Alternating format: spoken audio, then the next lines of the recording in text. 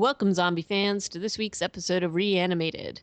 This is episode 55, and as always, it is brought to you by Squarespace, the all-in-one platform that makes it easier to create your own website. We have an offer code for all of our listeners. This is first-time users of Squarespace. Throw in the word zombie, which is not case sensitive, and you'll get 10% off of your purchase. So I'm AJ Conrad. I am here with Stuart Tiffin. Hello, Stuart. Good morning, AJ. Good morning. And today we have our usual roundup of zombie-related news items, and then we're going to be talking about episodes 5 and 6 of The Strain. So, you know, I noticed I noticed in a lot of the news items this week, there's like a ton of zombie walks and things as you would expect related to Halloween. So I kind of left those off of our roster today. There's such a thing as too many zombie walks to talk about. Yeah. So those are I'm just sort of letting people assume that they're going on and they're raising money for stuff or not, and we'll go from there. But I saw the first news item you threw in there, Stuart, which is about this crazy, huge ship. It almost looks fake when you see the video. It Like looks it looks rendered to me. Like you almost can't believe that this thing actually exists. It's so massive. it's what are the specs on it? I don't even. It's big enough to carry an oil rig, and that's kind of what it's designed for. Right. It's 1,200 by 384 feet. And it's cost $1.7 billion, and As you it's would got imagine. eight 11.2 megawatt engines.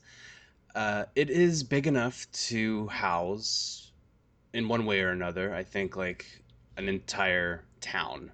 In the case of a zombie apocalypse, I don't know what it looks like below decks, but it has a pretty big tower on the one side that looks like an apartment block, right? And then Yeah. there's so much deck space because you can fit an oil rig on it the rest of the time. I would love to tour this thing.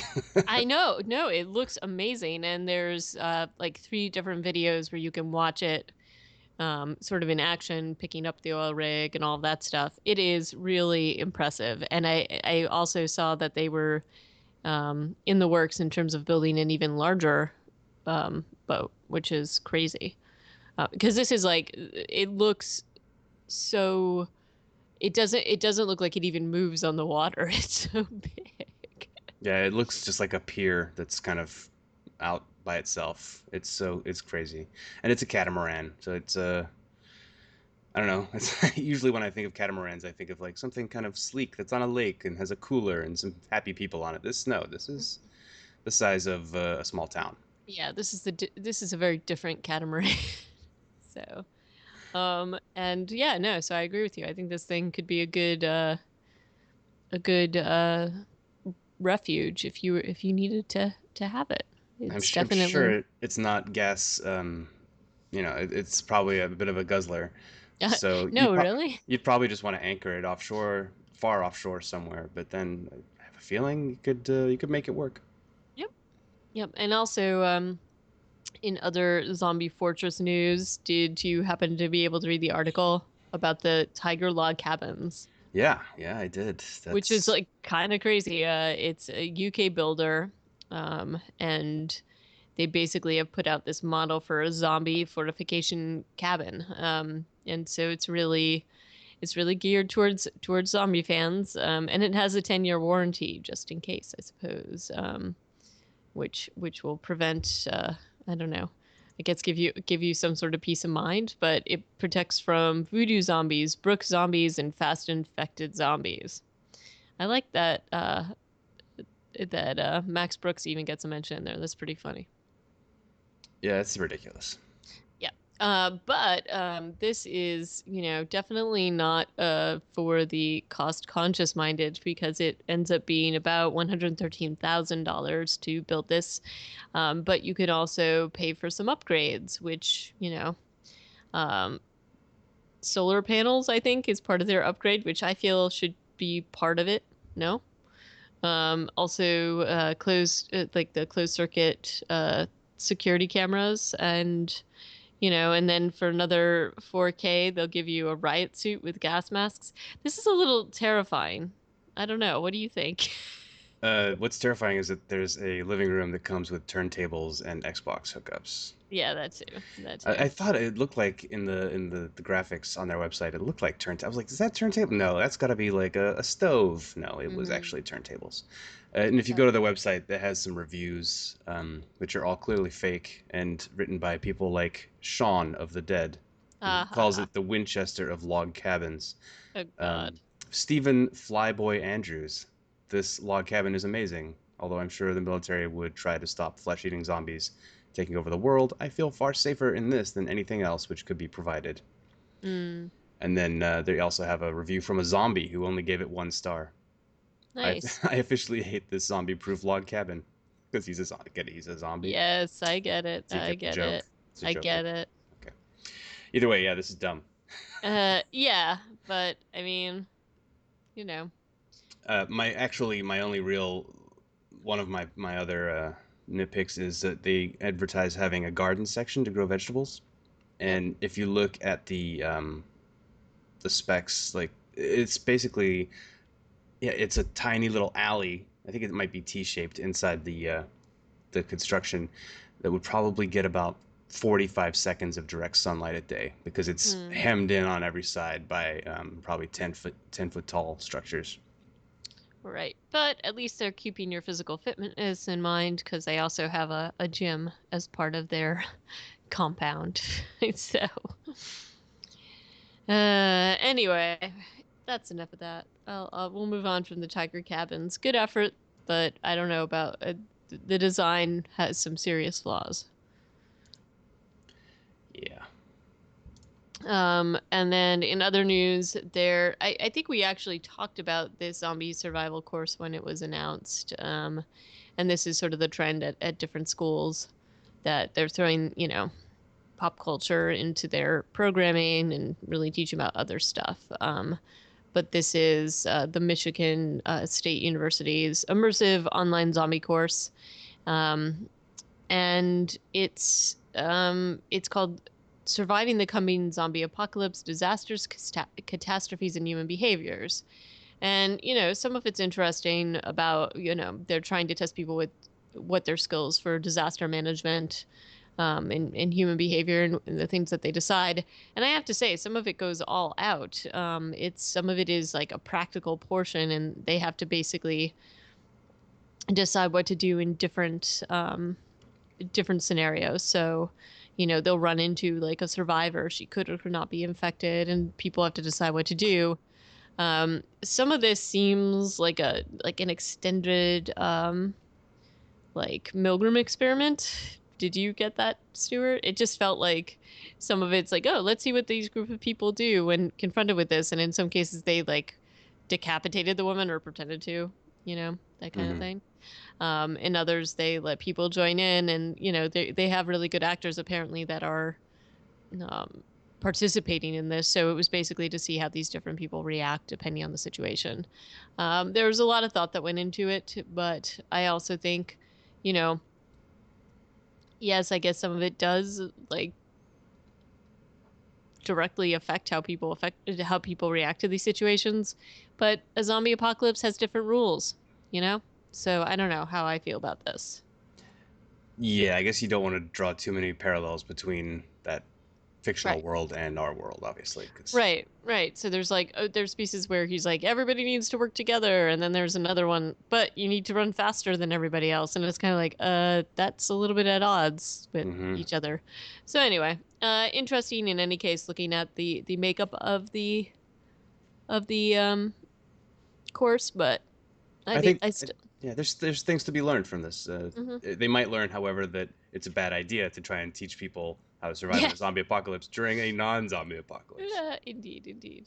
So, um, yeah, so that was I think it's an interesting article to check out. And then our last little news item is in honor of the fact that we are watching The Strain and have been reviewing The Strain, which is technically vampires, but also feels a bit zombie in terms of the infection mechanism. But It is just an awful, awful thing. So there's apparently the Bram Stoker Festival in Dublin, and they came up with a zombie versus goth dance off, and these dancers are atrocious. This is just like terrible. I don't know. Did you get a chance to watch it, Stuart? No, I did not. Yeah, you I'm could looking at probably it right now, though. If you just give me a second. you can probably take a pass on this one. Okay. It's kind of like, oh, what are you guys doing? But just anyway, bit of fun. I did like that somebody was actually explaining who Bram Stoker was. I didn't know he was Irish. You didn't? No. Uh, I mean, I don't know anything about Bram Stoker other than that his name gets put in front of kind of cheesy movies from the 90s. True. Oh, yeah, there's a lot of hands on the hips and some clapping.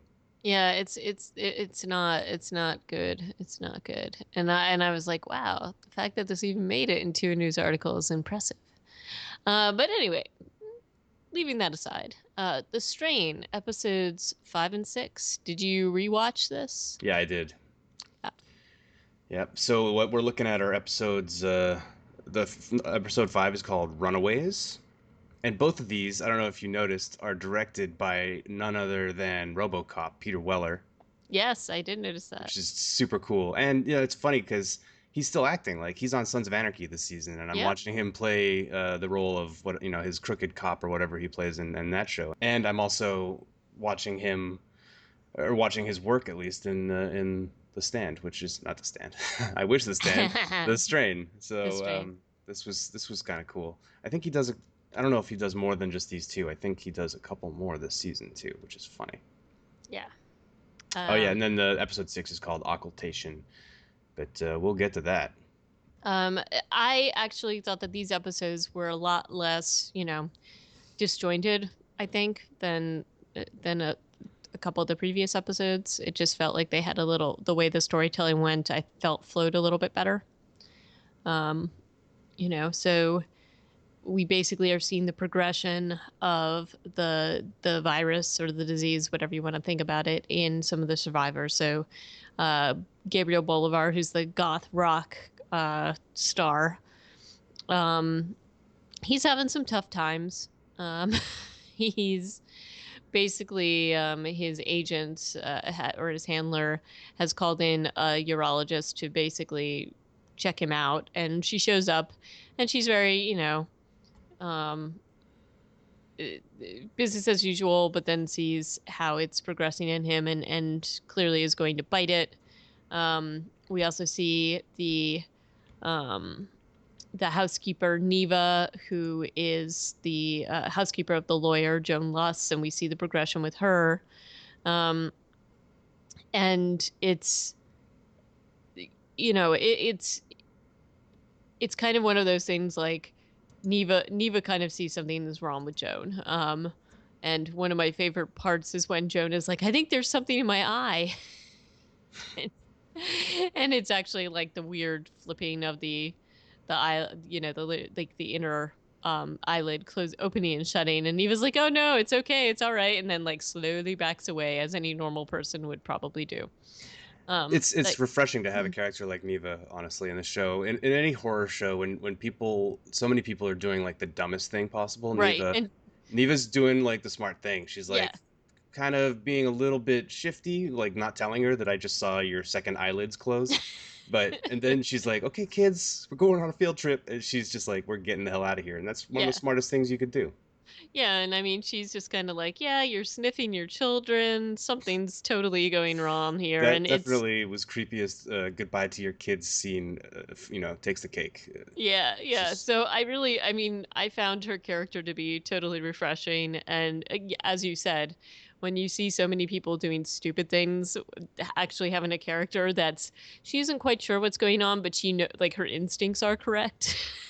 Like that is a very nice little addition, I think, to this series. And that's pretty close. I mean, that's the same as in the book in that her character is definitely one of the ones that is smarter about how she's dealing with stuff. And and you remember why? It's because she's Haitian and she believes right, in right. voodoo, or she's she work. I don't know if she's a voodoo practitioner, but they basically attribute her she already has like one foot in the occult, and that's why Well, she's so true. ready to believe it. Well, and also apparently she saw people being like in Haiti, saw people under this zombie drug or whatever. So she's like, I know these things exist, so I'm gonna give it a little bit more validity than perhaps other people will. Hmm. Um, and then you also, in terms of the people that are trying to deal with this, you have Satrakian and and F running Yep. around. We have a lot of scenes with them. Yep. Like partially, like I kind of liked about this episode was that while we there were a lot of different scenes, it was all happening at breakfast time Yep. for the most part at the beginning of the episode. Yep. So you've got Satrakian is making F eggs, and in between on either side of a flashback, and we have a few flashbacks to World War II or the concentration camp. This episode, you've also got breakfast in bed for Joan Luss, and well, Bolivar's just like has his breakfast urologist appointments, not really breakfast related, but although he does have some breakfast as it turns out. Anyway, Yeah. uh, so what I liked about the F and Satrakian interactions, and we have a few of these conversations kind of split up throughout the this episode, were that it's kind of Satrakian's opportunity to kind of read him in more into the mythology. Mm-hmm. So Satrakian or F is asking like why are the four people who quote unquote survived the attacks, why are they transforming at a different rate than the people who died, because they are obviously going, they're transforming more slowly, right? Mm-hmm. Or even amongst themselves they are transforming at different rates, Yep. because Ansel is totally transformed, but Luss is still kind of halfway there. Bolivar is ahead of her, and it's, Redfern went really quickly. Mm-hmm. And Satrakian just says, well, it's so actually his answer is kind of BS. He's like, some people get the flu and get the sniffles, and some get really sick, whatever. But to the question of why were there four survivors, which I think is something that me and Kyle kind of wondered about in our initial podcast on this series. He kind of puts it down to the master being being a master of misdirection and hijinks and tricks. And so the fact that four people survived was gonna take up the consciousness of the machine, of like the investigative, operation, rather than the 210 people who had died, which I thought was actually not a bad. That was a pretty good explanation. I was thinking the same thing. Is that this answers the question that we had, or at least tries to give an explanation anyway. Even if it doesn't quite fit in with what we're seeing, it's fine. Um, and then I think F also, this is a nice little exposition because then you get to see you see a little bit of what is happening in terms of like the history. Like they use some of this to when there are flashbacks with Satrakian showing how he first encountered the master. You understand that this is a long standing relationship, so to speak, or enmity. Um, but because F's like, how long have you been doing this? Yeah, he's In like casual quite a while. conversation. Yeah. A bit, a bit. One of the Um, things I noticed compared with the book, now that I've finished the first book, you'll be so proud of me, oh, I am proud of you. is how much more backstory and how much more of this flashback stuff you get than in the book, which is It's kind true. of the opposite of how this is usually going. Really, like there's no like carpentry backstory. There's no like he built the box, which we haven't gotten to yet. Well, there is a carpentry backstory. That was his vocation. Right, but that which is it's like one sentence in the book. He's Right, just but they like, this is don't. how I avoided getting put in the pit. Right, but they And don't then talk. yeah, He didn't carve the box, and that was something different. So this he is a had no, different. well, because there was no Eichhorst, he had no Mm-hmm. relationship with Eichhorst, although he does run into a Nazi officer who has been turned eventually. But yeah, either way, getting ahead of ourselves. But yeah, it's there's a lot of there's a few more episodes of flashbacks ahead of us, and it's I think they actually add interesting content to the Yeah, story. they But do. in this episode, we go back two or three times, and yeah, he's definitely somehow the only guy who wakes up when the master comes into the bunker room, even though he's super loud. Yep, he's a pretty loud master. Why not scream? When his the guy who looks just like him, but I'm not sure if he's supposed to be his brother or his Yeah, friend. he is. He's supposed to be I his brother. it was weird because there's a whole conversation where Abraham is explaining stories his grandmother used to tell him to his brother. Like, weren't they both being told the same stories? Yeah, I thought that was kind of weird too. But But okay, so assuming that it's his brother, he watches him get killed, and then decides, you know what, I shouldn't scream. If he were to scream and wake everybody up in the bunk room, then the Nazi guards would come in and they would probably catch the master, and this whole thing would have been a foregone conclusion. or would they have caught the master? Because do they Maybe really care? I maybe don't know. And I mean, just what he's seen before, he doesn't, I don't think he want to draw any more attention than you have to. Um, for all he knows, this guy is working with them. So, or this thing is working with them or whatever.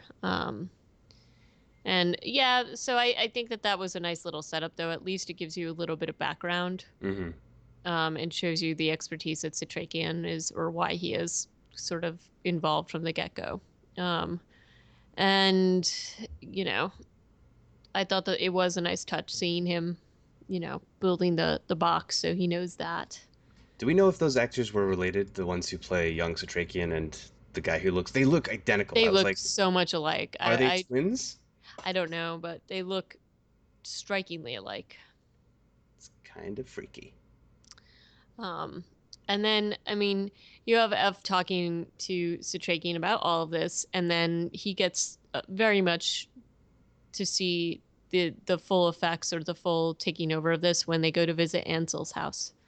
Um, and you go also. I feel like this whole scene at Ansel's house is, um, it's showing all the different things that you have to be careful of when you are hunting these things. So, for example, they come across Anne Marie, who has decided to get out by hanging herself. And Satrakian's like very careful. He wants to make sure she's not infected, so he's checking her. And during all this time, he basically is walking. This is like the whole scene where he's walking through the different things. So he uses the silver mirror to try to see whether she's infected. He talks to F about before they go over. He had talked about the nail gun that he's modified to use silver because silver, so he's basically walking through the mythos about this particular the rules as it were. He also, before they even go there, tells F, like, if you happen to get infected in the course of this hunt, I will not hesitate to release you. And F's like, Right. I appreciate Yeah, yeah. that. And then they see Ansel and the neighbor clearly who are locked up, and it's this is, F is sort of like there is no denying it. Not that there was before, but this is like clearly, um, I think the urgency to deal with the situation is it fully hits home here, and he takes video of it. You know, but What do you think about his insistence that video is what he needs to, like, clear his name and get the word it out? it does seem a little bit weird because it's sort of like It nothing seems is working, the internet's not working, so your ability to, so you just took video of Satrakian killing these people. Well, to other people, it may not look like what you're hoping it will look like. It may just look like you're totally insane. with So yeah, with Satrakan also screaming in like Romanian in the I background. know, It's yeah, just, to me, it seems naive. It's like, yeah, I know nobody believes half of the things they see in terms of images anymore because of effects, and right. I think that which would actually make this an even more insidious problem, Hmm. obviously. And well, it's he's trying to do something. Another question I have about this episode is, how do you like the whole backstory to Esther the car? It felt like it was very crammed in there and stupid. I don't know how you felt about it. It was No, that sums it up pretty well. it was just Okay. sort of like this dumb little dialogue between him and Satrakian, and I was like, oh, well, that's 5 minutes we can't get back.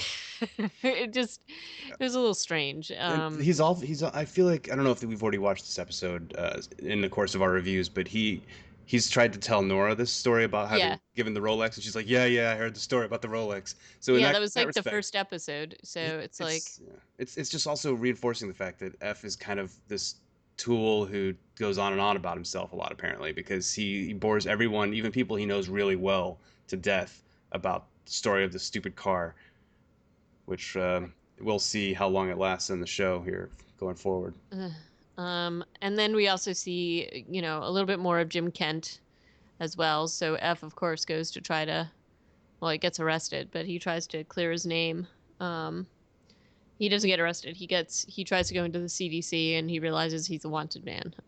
So sorry, I jumped ahead a bit. That's all right. And then and then there's like, to me, I don't know how you felt about it, but the Jim Kent scene, Jim Kent suddenly helping him, which is weird. Well, Um, don't you feel like Jim? But yeah, no, I guess it is. But I can see how Jim feels really guilty about the betrayal, even though Corey Stoll already punched him in the face, or sorry, F punched him in the face. He seems to like nothing personal. I'm still willing to help you evade the long arm of the law and maybe get himself in trouble. He doesn't really care. I guess, but it's also kind of weird because then in the next episode we see him helping again get rid of like evidence. So Mm. it's sort of this weird thing. Maybe he is torn, but this seems strange to me that he would even bother to help F and tell him what's going on because of course they don't believe F. They just think that he's killed Redfern because there's photos of him like pulling the body down the hall, I guess, from the hospital. But Um, basically, F saved Kent's and Nora's life, right? By yeah, I killing guess so. Redford. So I would assume there's something still there. Like, oh, Maybe. he knows that this is some deep shit, and he also knows that he's in an impossible situation with Stoneheart because he's doing whatever he can to help his sick wife, et cetera, et cetera, et cetera. So Right. yeah, I think like sure, he's doing things that kind of conflict and contradict each other, but he's definitely seems a little more earnest when he's helping F than when he's helping Stoneheart do their True. stuff. True. And then also we see a bit of Nora in this, and she's coming to see the light because she goes and is visiting her mother who has dementia, and basically sees one of the infected killing another patient there. Um, Yeah. so it's suddenly like, okay, I guess I need to get mom out of Dodge and go to the pawn shop. Um, This which is is well, that again is that's also in the next episode. But to me, it's very telling that this happens kind of in the open. Like there's a vampire attack in a, I don't know if this is like right. a city-run It looks like a nursing elderly home. home. Yeah, Yeah, and I guess I did jump ahead a little bit. These two blend a bit for me because yeah, yeah. I watched them back to back. So, Right, but you're right. Like it's suddenly this is in the open, and you see a little bit more how the communication is totally broken down or appears to be because you would expect that there would be a citywide panic at this point. yeah, Because if this thing is happening out in the open, there's a lot of people who'd be talking about it, but if the internet is not working and the ability to communicate to people is not working, although if you noticed, the news stations apparently have no problem putting out all the video of F, and making sure that everybody knows he's a wanted man. But right. yeah, so there's that going on. But she who's already seen the Redfern incident, this is what it takes. It seems a little weird to me, but maybe the reality of seeing it out in the open makes more sense, so that she's willing to come over to their way of thinking. And then you also have Vasily, who's, without any of this scientific evidence, with whatever, he basically discovers the sewer full of infected viral people, and is kind of like, okay, um, I'm not going to go down there again. So it's interesting. It's always interesting to me that his character has like sort of the least to go on, both him and the housekeeper Neva. Um, did you like? It's an interesting thing because both of them say various things during the course of the show that are like, it's like the apocalypse, or the devil is taking over, evil is taking over. So you've got these two characters that are sort of related to their old world, if that is something that, I don't know. I don't Yeah. know if that Do you is a good think it's description, do you think but it's it's Vasily's immigrant status that makes him more willing to see this happening, or is well, it the fact that he's an exterminator and he's just I following the don't rats? I don't think that it's a coincidence because it's both him and Neva that take this stance, have the least amount of information to go on and just react to it in an instinctual way. Hmm. And in the next episode, Vasily says something to his father that is very similar to some of the things we've seen Neva saying, which is just like, this is, you know, pay attention, evil is here. Although he does say he thinks it's like a crazy virus or something, or a crazy pestilence. But Hmm. pestilence is a very biblical way of putting it. So I just think it's an interesting thing that they set up with those. So Yeah, so yeah, but that's pretty much that's that whole episode. I think it ends with F escaping the CDC. But then we launched right into the next one, occultation, a word that is in the book. Like they're so proud of this word. What's the I difference know. between an occultation and an eclipse? I have no idea. We just had an eclipse, didn't we? It just We happened. did. We did, but I didn't get to see it. I feel like the word occultation is being used so much because it has occult in it, and that's cooler than eclipse. Yeah, I agree. Because Um, it's basically a total eclipse of the sun, and that's what's happening well, in this it episode. is. It can be, but it's used in two things. Like it can be used in astronomy, where it's basically the direct like definition is that one object is hidden by another object that passes between it and the observer, which is pretty much an eclipse.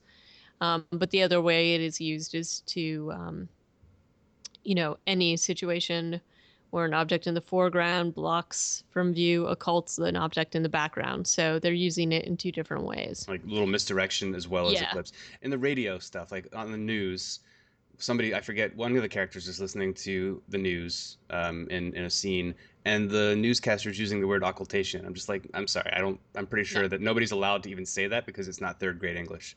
Right. And yeah, they would never use that. So yeah, you're correct on that. Um, and in this, it's you can see why they used it to be the title of this episode. Yeah, I'm sure But they were this is contractually obligated to use it. yeah, perhaps based on the number of times they use it within the episode. But there's a lot of stuff going on in this. This is where you kind of see, F is being pursued and tries to warn his ex-wife and his son to get out of Dodge. Gets arrested because her husband doesn't or her boyfriend doesn't believe him, and there's also the Gus and Felix. Well, Felix kind of is brought in by Gus, but they go to see Icorst, and Icorst is like, "You got to get rid of this body for me." And there's this whole thing where he's like, "I'll pay you $800," and it's kind of like, you have unlimited funds. Wouldn't you make it sure that there's no question about the fact that this guy's going to help you? Well, maybe if he Um, offers too much, it would be shifty, and so he's not gonna. He doesn't want to like scare him maybe, away. but and basically says he has something over on him, and then we see Jim Kent involved again, and he helps Gus and Felix get rid of the body, but not before the big ugly. For some reason, Felix unzips the body bag to like see this is the remains of Redfern, I think.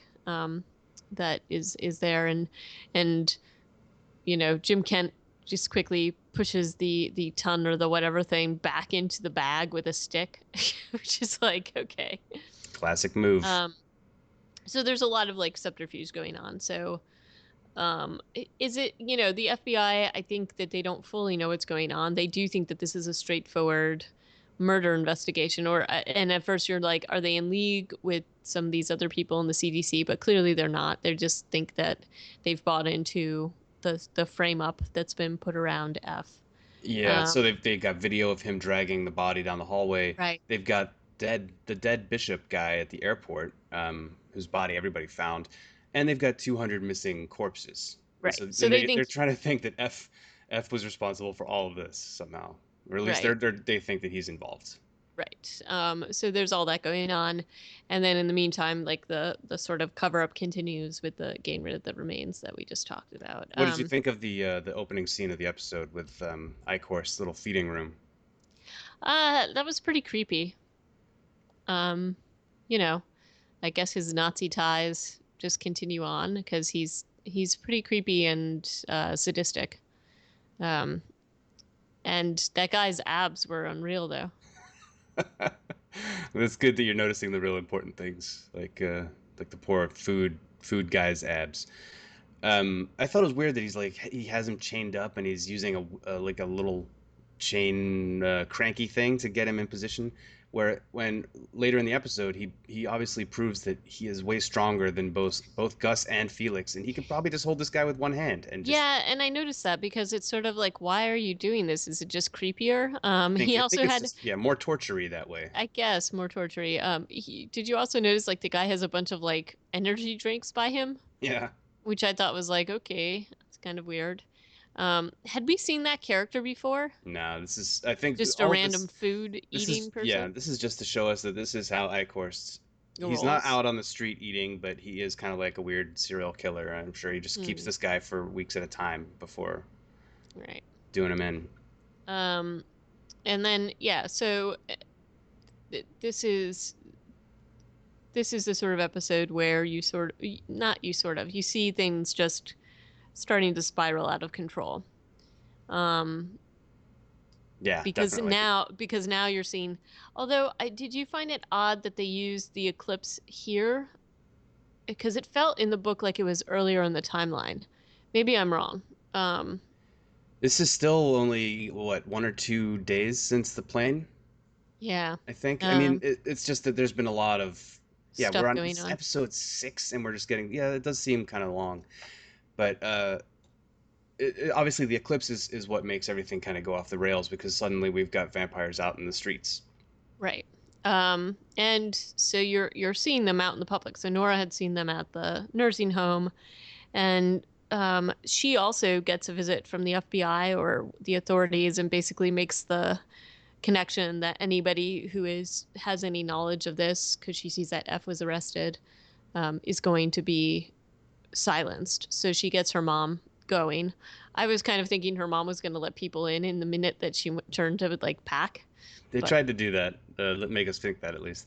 This yeah. is another kind of interesting element because I think she's supposed to be Argentinian, her Mm, character, and she refers to people getting disappeared, and this comes up again later in the series. So right. it's kind of a nod to some South American junta justice kind of stuff, which it strikes me more like it's Pinochet related. I don't know if this happened so much in Argentina, but maybe it did. Mm. With people getting vanished by the government, and so that's what she's kind of, that's one of her major motivators right here, and her mother too. Even though she's kind of only half there, she also recognizes that this is a thing. Right. And so she basically goes on the run with her mom and figures out where the pawn shop is. And as we see her running out the streets, we see just how much chaos is starting to happen. So you see a couple of different incidents. You see um, we've got we've got the like various incidents in just out like I don't want to say broad daylight because it's not, it's during the eclipse. But there's Um, there's all kinds of people out, right? Because it is the right. middle of the day. Right. But, Vasily goes to the office that he works at. It's totally, he goes in basically trying to talk to them about what's going on or the fact that, the things are crazy out there, and the office is totally empty. And that was kind of an interesting scene. Um, Well, this is the first time he's gone to his office since he went to the subway and saw right, the vampires, and so I'm sure he's like, right. "Boss, we've got a situation." We got a problem. And there was also that weird scene between him and the guys in the diner, Yeah, where they're basically talking about the overtime, and he tries to tell them, and he shows them scary drawings, and understandably they think he's insane, um, and laugh him off. And so, going into the office, it's just the phone's ringing off the hook. There's nobody in there. And he goes into the back room and discovers his supervisor as well as like the receptionist, totally turned. And I'm assuming, remembering what happened in the sewer with the sunlight, he just pulls the shades and offs both of them. So he's kind of figuring out the rules on his own. yeah. Then you've also got the FBI agents keep grilling F, and he keeps telling them the same story. And then he changes tack, and he's just like, okay, I'll show you where the bodies are. And they're like, okay, now we're getting somewhere, and convinces them that they need to drive him somewhere. I'm assuming he's going to drive them to one of the victims' houses so that they can see it firsthand. Yeah, but Um, but looking at how it goes down when they run into it, one of the victims just, minutes later, Yeah. I don't think it would have ended any better if he had gone No, to no. somebody's So basically, they house. both get offed, and F gets away and grabs the keys to his handcuffs in the meantime. On a very busy, crowded street, and Yeah. there are shots fired, and so little panic.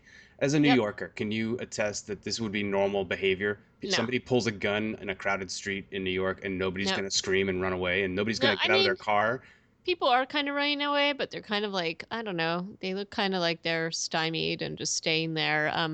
I think this is, you do see people running around, but it's a pretty empty street for the middle of the day in New York, definitely. Well, I mean, it's wall to wall cars though. There's traffic Well, jam. it's wall to wall cars, but where are all the people in the cars? It doesn't seem like they're all in their cars, or just felt strange the way they set this up. Yeah. So that's going on, and then you also have the little backstory with Matt and F's ex-wife. And Matt's, he's the bad guy because he called the FBI on F, and they have a fight, and he gets, you don't see it happen, but clearly he's gonna get eaten during his inventory, And Kelly and Zach discuss leaving town but don't, which is stupid. because F is like, yeah, you got to get out of here, go to Vermont. This is going to be terrible. And he does come across crazy, but yeah, Well, he does. Okay, but this is if my she thing. had the same instincts as a Neva or a Vasily, then it would have gone a lot better, obviously. Not even that, but she was married to a dude that was in the CDC. Like this is the guy that deals with the worst of the worst in terms of like diseases and epidemics and all that kind of thing.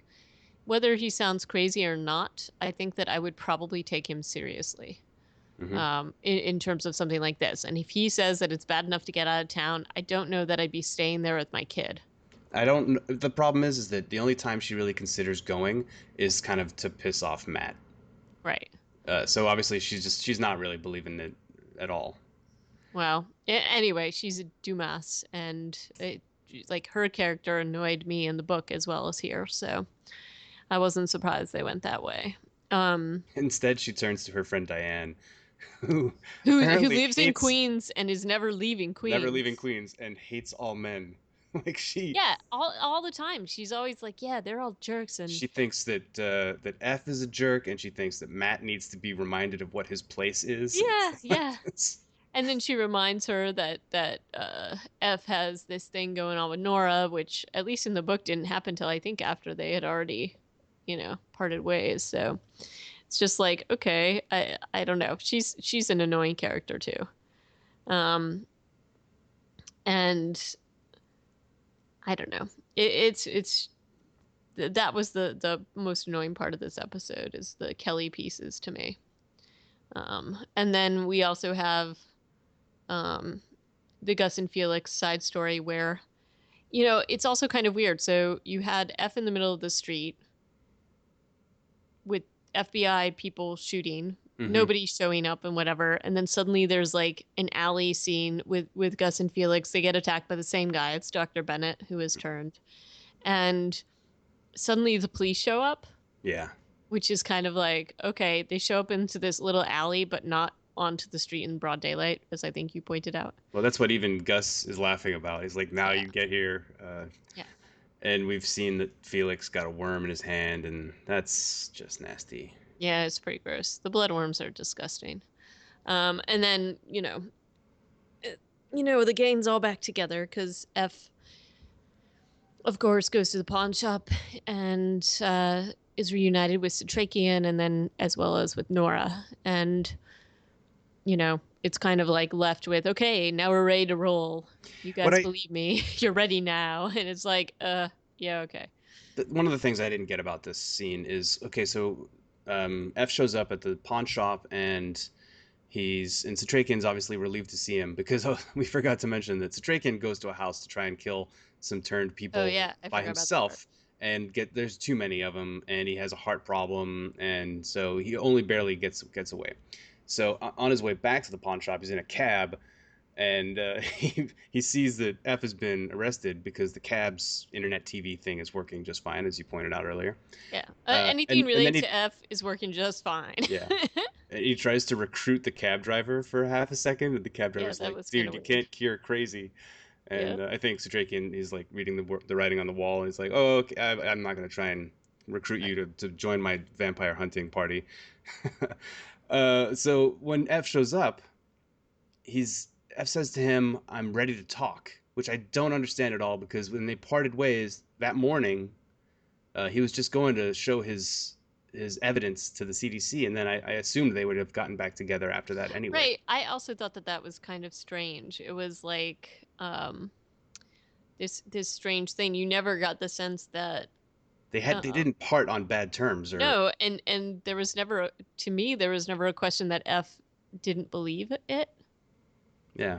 I mean, I guess the only thing was, at one point Satrakian basically says the only way to recruit people is to basically show them, and some people will believe you and others won't, but you recruit a little army and then you go forward. So maybe it was that he wasn't as on board. He thought F was going on a fool's errand to the CDC. He's like, that doesn't even matter. That could be an explanation, but it But was it was also they didn't explain that very well, if yeah, that's what it was. yeah, that was a bit weird. Um, but yeah, so and then he ends the episode with "I've got a new plan," which I don't know what that's gonna be because you really should probably be in a hospital with your heart condition. Yeah. Because he keeps dropping his little nitroglycerin pills. So, um, yeah, it's still a lot. It's a lot better than I initially thought in the first episode. So, Okay. it's entertaining enough. I think the effects, and I especially noticed it, like the effects with, I mean, effects with the Master, the effects with Bolivar, and some of the other infected in these two Um, episodes. It's pretty disgusting. when Vasily was actually giving his boss the sun treatment, Yeah. that was some really nice effects. Yeah, really good effects. It's gross enough that Bill was like, "Why? I can't watch this before breakfast," which we know he doesn't watch it. He doesn't want to watch it anyway, but um, it's gross enough to gross out Bill, I guess. But that's not a very high bar to set. But it was pretty gross. I mean, I won't deny him that. Anything with the bloodworms, I think, is disgusting because they just kind of like invade. So I have to give it to the show in terms of the effects and the makeup, especially this, like the episode, as you were saying, with the sunlight and the effects that had. That was pretty cool. Yeah. Well done. In terms of audience for these two episodes, the fifth episode only had 2.03 Hmm. million, I assume, which is I think the lowest so far of this of the Yeah, run. I think. And then the next one went up to 2.28. Hmm. So it's kind of bouncing back. And I think not to have you watched beyond this point? No, I've been keeping it pretty fresh for Good. our That's shows, good. just because I don't want to, you know, kind of didn't want to get ahead of myself because even just watching a couple, I tend to blend the episodes together. So Yeah, and I'm having that problem, having seen them all, now watching them for the second time. However, episodes 7 and 8, which we'll do next time, are two really good ones, in my opinion. So, okay, yeah, get ready, buckle your seatbelt. It's gonna get crazy. cool. All right. Well, I think that just about wraps it up. And so I look forward to talking about episode 7 and 8 next week with you. So, yeah, if anybody wants to chime in on the conversation, we'd love to hear what you have to say. You can do so in the show notes at reanimatedpodcast.com or send us a tweet at reanimatedpcast on the Twitter, or you can email us at reanimatedpodcast@gmail.com. Excellent. Excellent. You got all the details correct, as I never can. So, all right. Well, I look forward to talking to you next time. And yes, please send us your comments. We'd love to hear them. Alrighty. Good night. And good luck. All right. Bye, guys. See you next time.